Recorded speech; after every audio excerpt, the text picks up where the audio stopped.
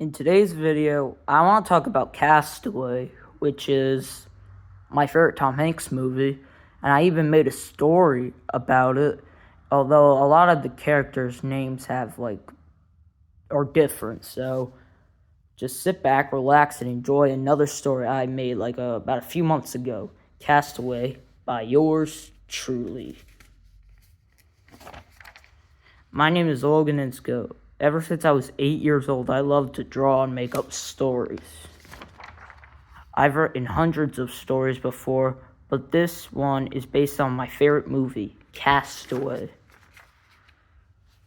The story starts with a man named Robin Dean, who is a UPS employee. Robin takes his job seriously, so he says this is how long it's going to take for us to get on the plane. Although Robin and his girlfriend Maria know what's going on, Robin needs to catch his flight to work. Before he goes, Robin gives Maria a small box, which he believes to be a ring. Robin tells her that they will open it on New Year's Eve. Robin gets on a plane and takes a nap on it, but then they run into a storm. The weather is bad, and the plane crashes into the ocean. After the plane lands in the ocean, Robin holds onto the raft given to him by one of the pilots. Robin starts to drown, then rides the damaged raft to get to safety, but the tides are way too strong, and Robin falls asleep. The next day, when Robin wakes up, he finds himself alone on an uninhabited island. He looks at the view with no other island visible for miles. Robin finds a few packages that were washed up with him. He also draws a help sign in the sand, hoping to get attention of any passing planes. The next day, he finds a few more packages. He also finds coconuts on the island, which he uses to quench his thirst. Robin then goes to explore the island and finds a cave. Robin thought it said, "I can use this cave for shelter in case it rains heavily." Then Robin climbs a mountain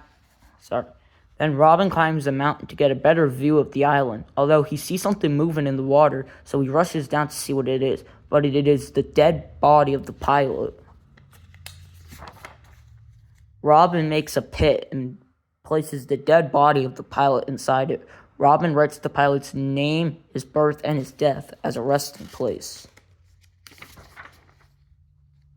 The next night, Robin's day ends with him going nowhere out of that island, trying to go to sleep, but he really misses Maria. In the distance, he sees a ship, so he shines a light and waves his hands, but it is useless. Hey, ship over here! Over here! Help! Please help! The next day, Robin packs his things and rides the damaged raft in hopes of reaching the ship, but the tides are way too strong and he gets thrown into the water. His leg gets cut on a coral reef and he screams out in pain. Ah!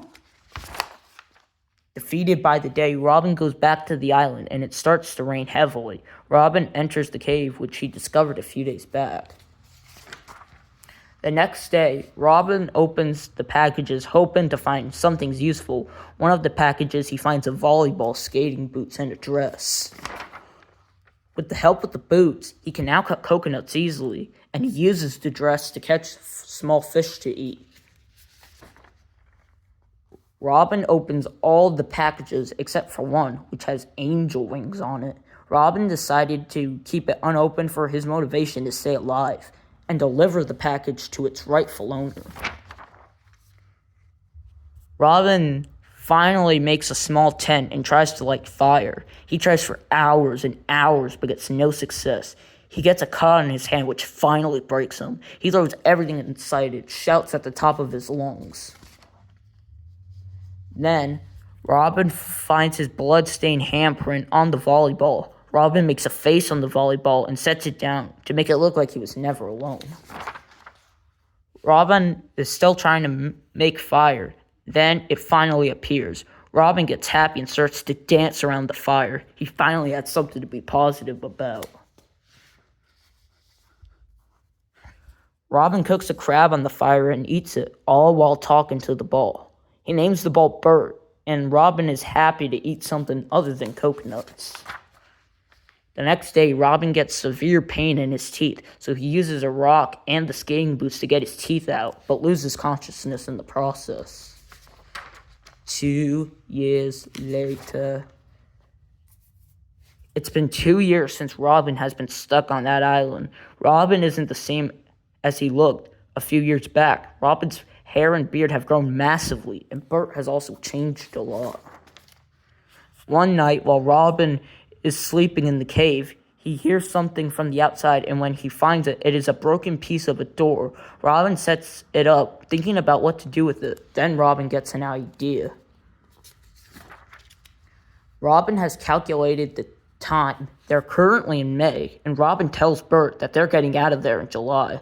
Robin prepares for the escape, so he writes a letter.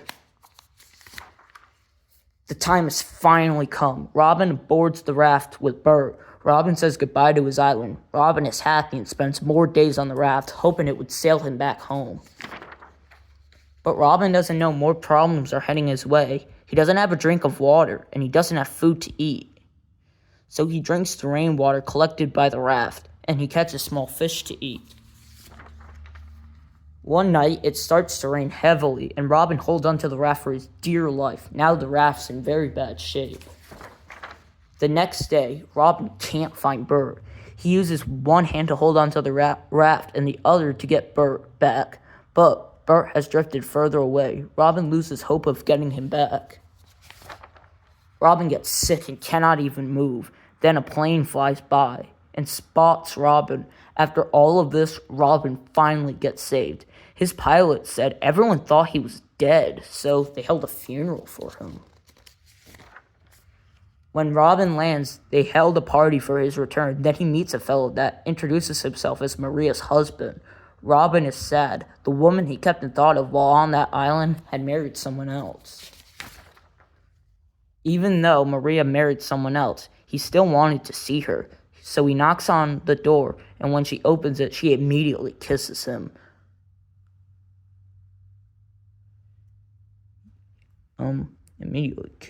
Immediately kisses Robin. She said she always loved him and will always continue to do so. But it is too late. Maria knows she can't leave her family behind, so they find it's best to leave each other. Then Robin tells a monologue of the time he spent on that island. After 2 years of being on that island considering suicide, I knew I had to stay alive in order to escape. Now I'm home. I'm so sad I don't have Maria. Now I have to move. And guys, that is my Castaway story. And by the way, I won't be able to be here to make a video tomorrow. So you're stuck with Durf for tomorrow, okay? I know you guys have been asking for Durf. Hope you like my Castaway story. See you later.